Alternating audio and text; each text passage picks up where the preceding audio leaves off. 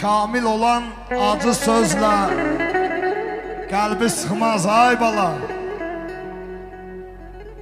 Buyur sözü eşitməmiş başa çıxmaz ay bala.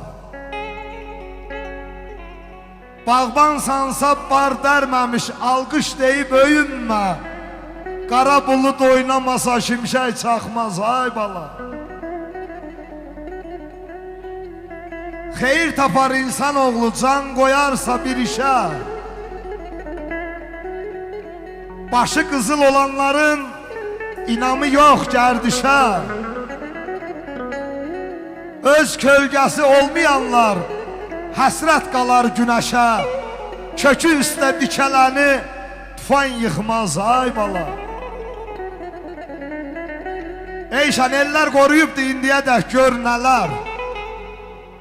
Söz deyiblər, düz deyiblər, paxıl gözə çən gələr.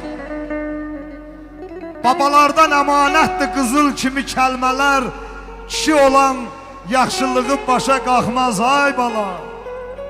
Öz kölgəsi olmayanlar həsrət qalar günəşə. Kökü üstə dikələni tufan yıxmaz ay bala.